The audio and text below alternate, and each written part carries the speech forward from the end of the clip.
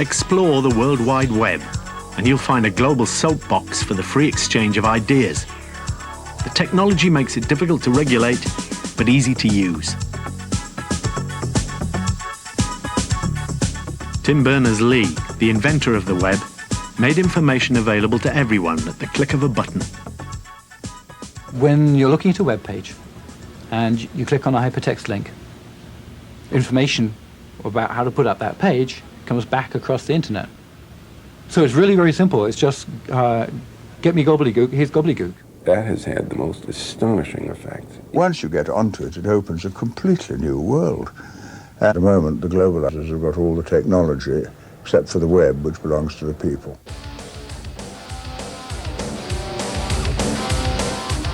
Over the last 30 years, a communication revolution has been taking place.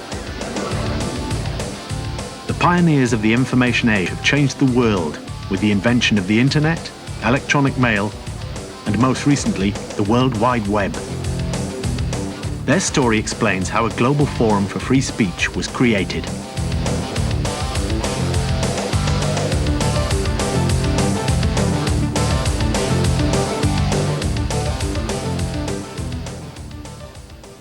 In 1990, Tim Berners-Lee was working at CERN in Switzerland, the place where scientists from all over Europe come together to smash atoms apart.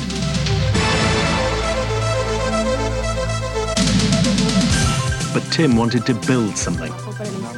He was fed up with the chaos of information buried in the countless computers used at CERN. The World Wide Web was about to be born.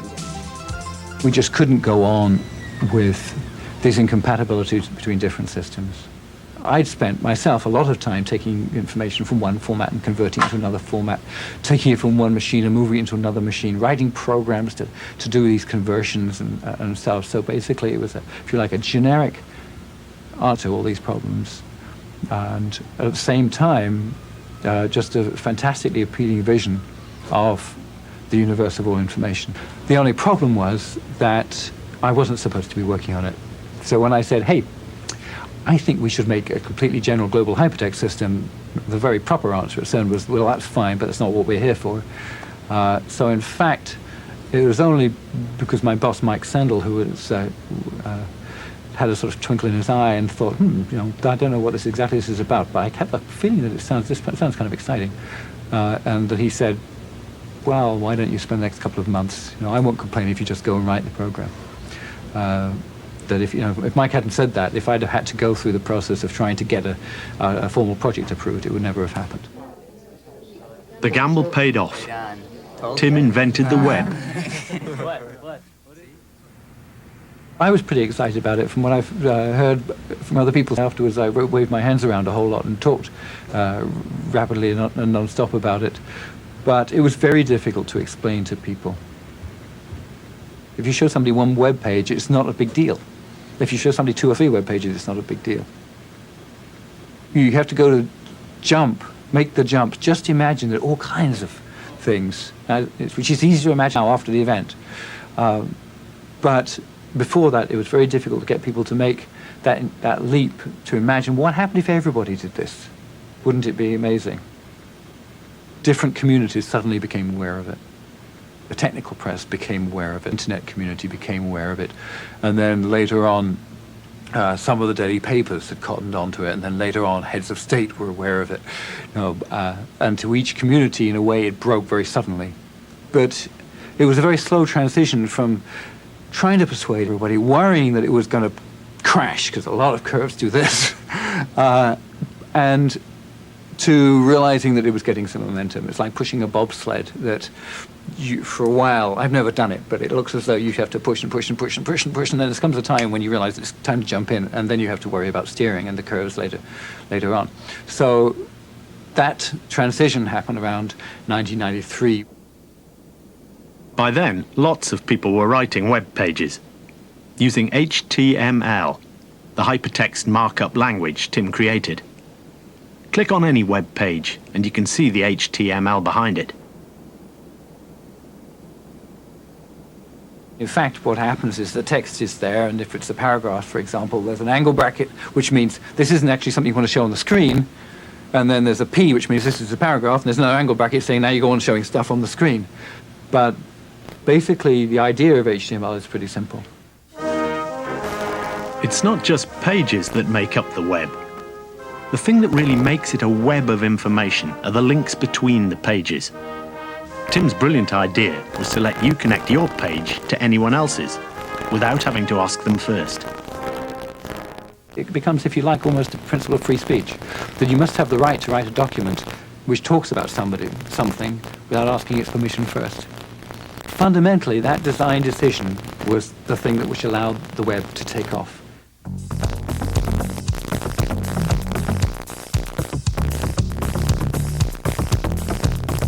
Now the web is available anywhere you can make a telephone call, and you can use it on all sorts of computers.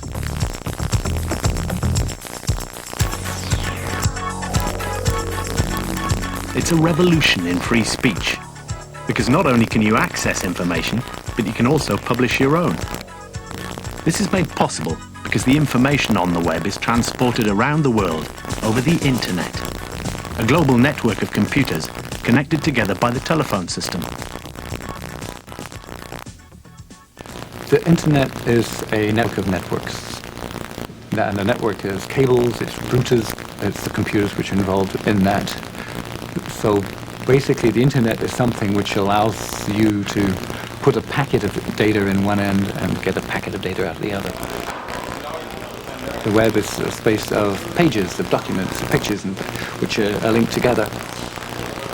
Now, in fact, for the web to exist, all this information about the links and about the documents is transferred over the internet.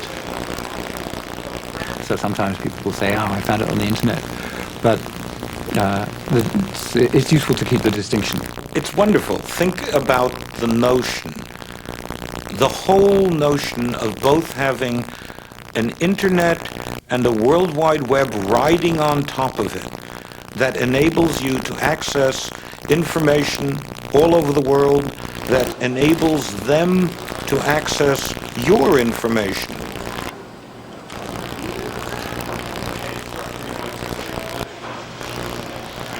It opens the entire world of both communication and of knowledge to every user. Peter Salas is a computer historian who's watched the internet develop from its origins in 1966 as a US government research project to today's internet cafe. The idea in the 60s was to connect together computers in different parts of America, a network that would allow scientists to use each other's computers. None of these rather brilliant scientists had any idea how they could construct such a network. Even after the papers had been written on, here is a way things might be connected, it wouldn't help. They were running 4 different computers, which were incompatible with one another, so that one couldn't just toss a cable from one institution to another and expect anything to happen at all. The Americans didn't have the technology to build their network, but they did have the money. A battle line had been drawn across Europe. The Cold War meant the United States was eager to invest in new technology to keep ahead of the Soviet Union.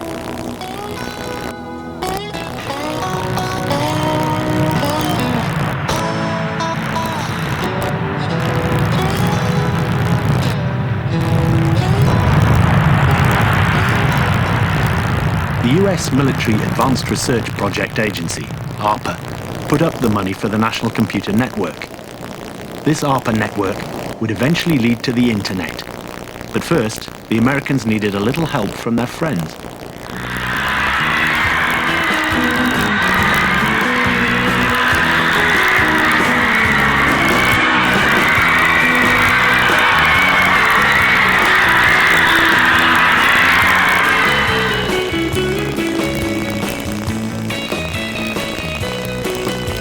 As Britain was swinging, a small team at the National Physical Laboratory in Middlesex was busy with its own computer network project.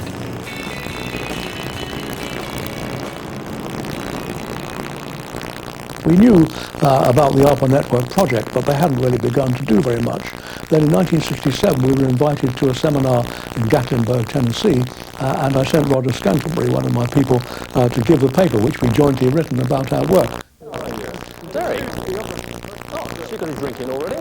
After the meeting, they went off and had a few beers, and they thrashed out what they should do and talked intensively to Rogers, and were convinced on the spot that day, changed the direction of the ARPA network. The next time we went back, which was about a year later, and they'd really started building the ARPA network, lo and behold, packet switching was the central architecture of their communications. And I guess that's where it all came from. Donald Davies and his colleagues invented packet switching, the principle the internet uses to send messages between computers using a telephone call.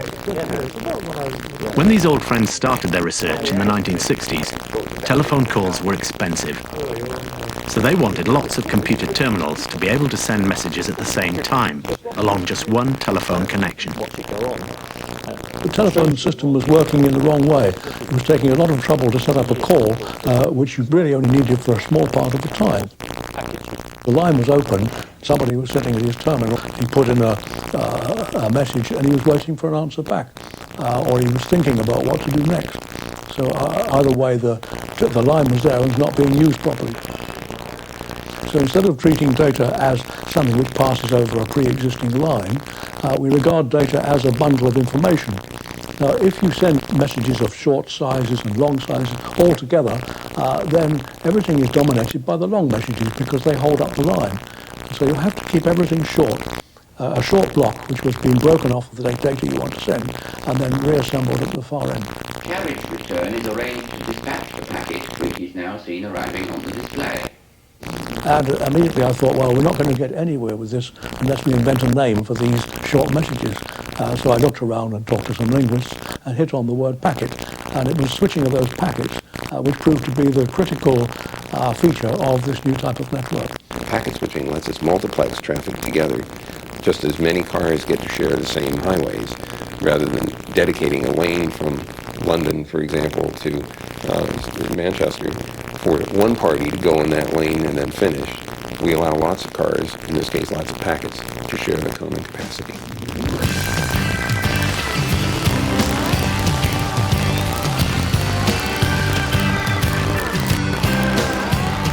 Just like a taxi fighting its way through traffic, each packet finds its own way through the congested wiring of a computer network. When packets arrive at their destination, they're reassembled to form the original message. This is how web information travels around the internet. Pages are broken down into packets, which are reassembled in your computer. Today, it's packet switching that drives the internet. But in the 60s, when the ARPANET was beginning to grow in the States, Donald Davies couldn't persuade the government to invest in a large-scale network in Britain. The Minister for Technology at the time was Tony Benn. The Americans had an awful lot more money than we had. I mean, people speak as if we were two countries, one of which was go-ahead and the other which wasn't. It's certainly true that the certain freedom, if you like, in America to innovate, whereas in Britain it's all very, very conservative. But most of the new technologies, you know, were funded by defence because, and this is what's interesting, in the defence area, nobody ever asked any questions about is it profitable. You had to do it. So money was poured into defence. The government picked up the tabs, the advanced work went on, and scientists found it quite satisfying to work away on projects of their own, which may or may not have had an immediate or even long-term relevance. Vint Cerf is one of the ARPA scientists who had the freedom to experiment with the concept of packet switching. He's known by many as the father of the internet because he played a large part in turning the ARPANET into the global internet with his work on computer protocols. Protocol is, of course, it's a diplomatic term. It's something that you establish an agreement between countries, and that's called a protocol. It also turns out to come from the Greek word protocolon, which was the table of contents of a scroll. Well, we stole that word for computer communication conventions because packets of information that computers exchange have little headers on them to say where they're going, where they came from, and how much there is in that piece. So we call the procedures computer protocols. They are simply conventions for communications between computers. The packets on a network must obey protocols, like cars have to obey the rules of the road. But just as different countries drive on different sides of the road, different networks can use different protocols. By the early 1970s, the ARPANET was one of 3 large computer networks in the USA. But because their protocols weren't the same, these networks couldn't talk to each other.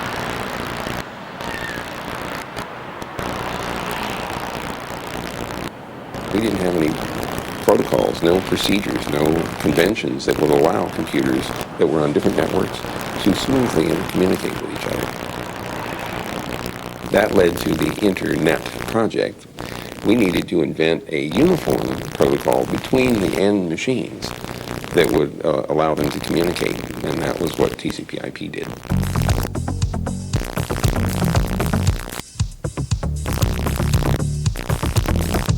TCP/IP, the Transmission Control Protocol and Internet Protocol, might be a mouthful, but it's common language that lets different computers talk to each other. Vint Cerf and his colleague Bob Kahn invented this crucial technology. It's infinitely important that they did this. It's something that none of us, from the paltriest user who only does mail and reads news, perhaps, through to a scientist like Berners-Lee, who invented the WWW, depends upon. TCP/IP is the reason any computer in the world can join the internet and access the web. It makes global free speech possible, and the internet almost impossible to control. The job of TCP/IP is to look after the packets that carry information around the internet. There's a good analogy between an internet packet and a postcard. Okay, a packet has a from address, a to address, and some finite content, just like a postcard does. And like a postcard, when you put packets into the internet, they don't necessarily come out in the same order. In fact, some of them don't make it at all. The post office doesn't guarantee that every postcard you put in will come out, and the same is true on the internet. So you've got this unreliable service, but it runs about 100 million times faster than an ordinary postal card does. In order to make that reliable, we had to layer on top of the Internet Protocol, which is the postcard layer, so to speak, something called TCP, Transmission Control Protocol. And it does the job of making the electronic postcards reliable. Suppose you were sending a novel to someone, and the only way you could send it was by sending postcards. So you cut the pages of the novel up, put them on postcards, then you realize you have to number the postcards in order to let the party at the other end put them in the right order. Then you wonder, if some of them got lost, you'll have to retransmit them, so you'll keep copies to send. Then you realize that you need to find out whether you need to send any copies, and you have acknowledgments coming back in the form of postcards, some of which might get lost, and so you have timeouts that say, if I haven't heard anything, I'll start sending copies. Well, that allows your friend to put everything back in order, and that's what TCP does. So basically, you wound up with a very simple, description of how TCP and IP work together to take an unreliable medium and turn it into a reliable one. It took 10 years to go from the basic idea to a deployable system, which was deployed in January of 1983.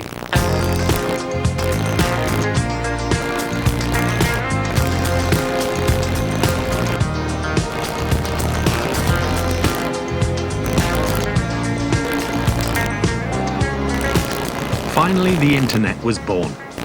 Scientists in different countries found that the internet brought them closer together.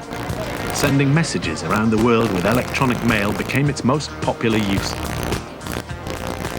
What made the networked email so valuable is that it overcame time zone problems. You couldn't be up 24 hours a day, no matter how hard we tried. And so leaving messages for each other on our respective computers made a tremendous difference.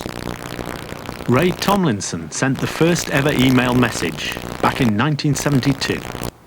When I was doing it, I said, this is kind of neat. I kind of like this idea. It quickly caught on and became used for everything. Meetings, scheduling trips to the beach, whatever was going on. To get email, you need to have an address that identifies you and the computer you're using. So everybody's address is different. But they do have one thing in common. The @ sign has become a ubiquitous symbol of the connected world. It seemed like a fairly obvious choice at the time. I sort of had a fairly limited set of characters I could choose from, and the only one that really made sense was the @ sign, since that meant this user was at that computer. So what was the first email message? Well, everybody asks that, and the answer is I don't really know. I was just sending a test message, so I probably just dragged my fingers across the keyboard and came up with QWERTY up, or maybe I said testing 1, 2, 3, 4, or I might sort of some quote from the Gettysburg Address or something like that. But I really don't know, and in some sense, the only reason it took as long as it did to catch on, it's been, what, 26 years, 27 years, is just there were not that many computers around. Email became the main reason for people to get connected to the internet. That's why the internet spread around the world. The unique power of electronic mail is that the same message can be sent at the same time to a whole group of people. This creates communities who can all share in one big conversation. The list of people might be friends, colleagues at work, or complete strangers. Elisa DiCarlo joined one such community, a group to discuss problem drinking. It was like writing in my journal, but it was this journal that would talk back to you. The internet provided a place where you could be very open about how you felt about alcohol and what you were doing. And we spent a lot of time patting each other on the back about what great people we were, how supportive we were, how we were better than everybody else. You know, that basic group mentality. The group began to feel that they could share anything, not just problems with alcohol. Reading the list of emails from the group became a regular habit for Elisa. One night, that list changed her life. As soon as I put the email list up on the screen, I could see something was wrong because there was this one heading over and over, but then all these other headings like I'm stunned about Larry, oh my God, what Larry said. And so I found Larry's thing and I opened it up and it was a several-page detailed confession of how he murdered his daughter. When I read it, I screamed out loud and I clapped my hands over my mouth. Part of me was thinking, well, this is a joke, or it's a deranged cry for help, or it's just, it can't be real. It can't be. And to find out it was real was awful. It was like having evil come into my living room through my computer monitor. It was a profoundly life-altering experience in a really negative way. Email made people aware that the internet was a powerful new way to share information. For better or worse, the network is now part of our lives. Email and the web have changed society thanks to the technology of the internet. It's a technology of freedom, of free expression. Governments that want to suppress the exchange of information will find it better to do in the internet context because it's so global in scope and so many sources of information are available. It obviously can be abused. People can put misinformation up on the network as easily as they can put good quality information. So as consumers of that information, we have to work to find which information is accurate and real and has integrity and which information doesn't. Guess what? We've learned to do this in other media as well. We have brand names, we know about the London Times, and we expect a certain level of quality from that trademark. The same thing we call the internet as well. There's nothing in the web technology which constrains what people put out there. Really, there's things in what people are after, what society puts on the web. Then maybe if you're horrified about what you see in the web, it's because you're looking in the mirror of society and you're horrified what there is in society. The great thing about the web is that if you don't click on it, you don't click on the link, you don't go and read the thing at the other end. If you find yourself continually going to places you don't like, don't go there anymore. If you're following links from some page which takes you to sites you don't like, don't follow links from that page. Like it or not, the web is out there. The web's global reach and culture of free speech means that many politicians fear it. But for Tony Benn, the web combines his political aspirations with his fascination for technology. What else have I got here? My answer machine and fax. Next door is my television on the internet. I've got the little Psion handheld computers. Got my pages in my pocket, one from the Labour Party, which tells me what to do, and the other, which is my own page, telling me who to ring. I'm a bit of a sucker for this, but I use all this equipment, and I use it, I hope, for a good purpose. Gulf War. If this debate is to make sense, we should understand the area of agreement and where disagreement exists. First, no one in the House supports the regime. From the beginning of time, the control of people's minds and thoughts has been the main instrument of those in power. Henry VIII nationalised the Church of England, our oldest nationalised industry, because he wanted a priest in every pulpit, in every parish, saying God wants you to do what the King wants you to do. And Charles II nationalised the post office when I was Postmaster General. I wondered what this early socialist in Buckingham Palace was. He wanted to open everybody's letters. Then, of course, the modern mass media, the BBC, Rupert Murdoch, CNN, and so on, have got huge powers to influence people's thinking. Now you come to the Internet. Through the Internet, people can communicate with each other, sort of undercut the media moguls. When the Liverpool dockers were locked out, they set up a website, and there were a lot of women in the trade union centre in Liverpool who were trained in technology, which the unions had encouraged. And a friend of mine, a Swiss journalist, was in India, in Bombay, and he heard about the Liverpool dock strike from the unions in Bombay, who picked it up on the website. And there was one of the ships was blacked by the crew in San Francisco because they were expressing solidarity with the Liverpool dockers. Now, when that begins to happen, then the control of the minds of everybody by the guys in the top begins to erode. And I think that potentially is the most important thing. That's the equivalent of having somebody on a soapbox shouting, only it's audible all over the world. People around the world are sharing ideas thanks to the Internet and the World Wide Web. One man invented the web, but many people have made it what it is today. It makes me feel that very hopeful, because really from the moment the code was on the web was a development not of me. From then on it was the development of all these people working together at a time when it was not apparent to the media that the web was something wonderful, but they had this idea, they had an idea of how things could be.